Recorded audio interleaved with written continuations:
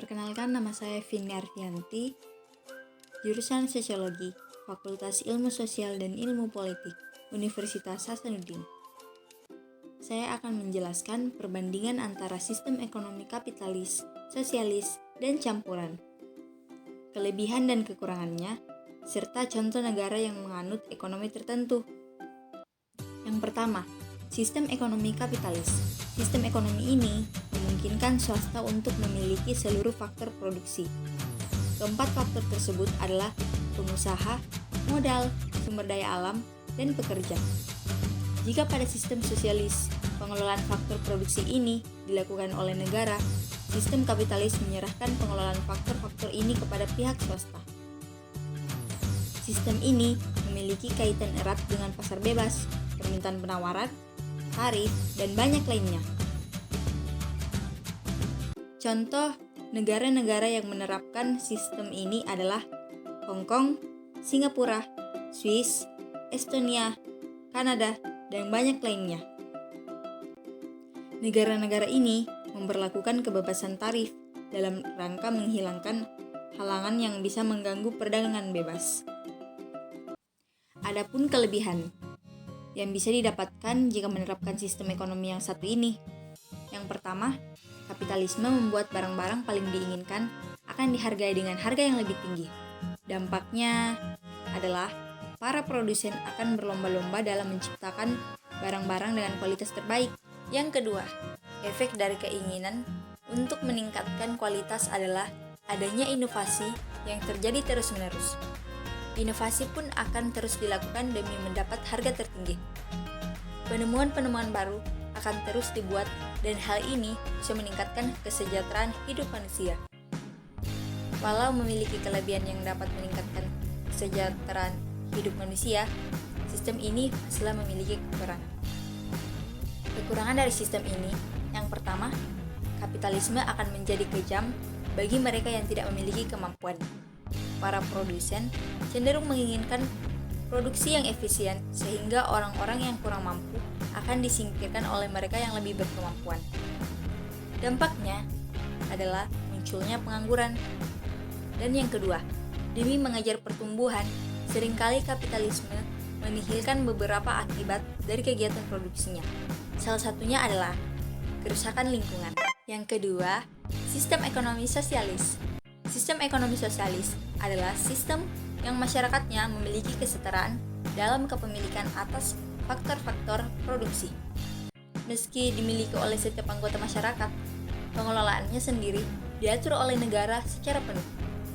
Pemerintah berperan penuh dalam mengatur distribusi dari hasil produksi. Faktor produksi dalam sistem sosialis adalah pekerja, pengusaha, modal, dan sumber daya alam. Semua faktor ini dimiliki masyarakat dan diatur sepenuhnya oleh negara. Pada kenyataannya, sulit untuk menentukan bahwa satu negara menerapkan ekonomi sosialis secara penuh. Seringkali sistem ini digabungkan dengan sistem lain seperti liberal dan komunis. Norwegia, Denmark, dan Swedia menjadi contoh negara yang menerapkan sebagian dari sistem ekonomi sosialis. Negara-negara tersebut menyediakan layanan bagi masyarakatnya mulai dari kesehatan, pendidikan, dan jaminan pensiun. Selanjutnya ada Tiongkok dan Korea Utara, sebagai negara yang menyatukan ekonomi sosialis dengan sistem komunisme. Kelebihan dari sistem perekonomian ini, yang pertama, di bawah sistem ini, para pekerja tidak mengalami eksploitasi.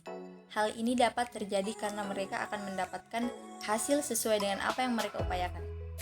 Yang kedua, sistem ini bisa menghilangkan penderitaan rakyat karena seluruh akses terhadap pendidikan, kesehatan, dan kebutuhan lainnya telah diatur dan disediakan oleh negara. Ketiga, dikarenakan kontrol negara yang kuat, pengelolaan sumber daya alam bisa dilakukan dengan lebih bijak.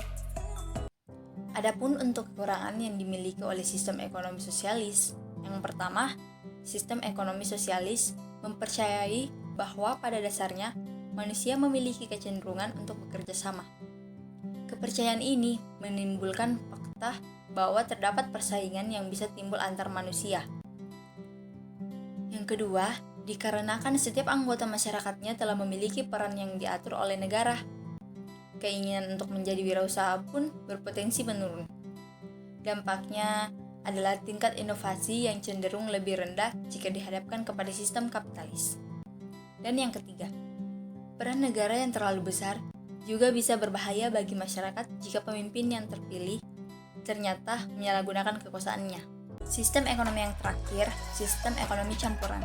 Sistem ekonomi campuran adalah perpaduan dari sistem ekonomi sosialis dan kapitalis. Setiap kelebihan yang dimiliki masing-masing sistem digabungkan ke dalam satu sistem. Sistem ini memiliki 3 karakteristik. Pertama, sistem ini melindungi kepemilikan individu atas asetnya. Setiap individu berhak memiliki apa yang diusahakannya. Kedua, sistem ini mengizinkan hukum permintaan dan penawaran untuk menentukan harga suatu komoditas. Dan yang ketiga, sistem ini digerakkan oleh kepentingan milik individu. Dalam sistem ini, pemerintah memiliki peran dalam mengatur beberapa area seperti militer, perdagangan internasional, dan transportasi. Kelebihan yang dimiliki oleh sistem ekonomi campuran, yang pertama, barang dan jasa dapat tersalurkan ke tempat mereka paling dibutuhkan. Hal ini bisa terjadi karena pemerintah memiliki kewenangan untuk ikut campur. Walau demikian, harga barang dan jasa tetap diatur oleh mekanisme pasar. Dan yang kedua, sistem ini mengizinkan inovasi untuk terus terjadi karena konsumen tetap cenderung untuk memilih komoditas yang paling murah, kreatif, dan efisien. Walaupun sistem ini adalah perpaduan dari setiap kelebihan yang dimiliki sistem lain, sistem ini tetaplah tidak luput dari namanya kekurangan. Kekurangan yang ditimbulkan dari penerapan sistem ini bergantung kepada sistem mana yang cenderung lebih berkuasa, bisa sosialis maupun kapitalis. Jika ada yang kurang, mohon dimaafkan. Terima kasih.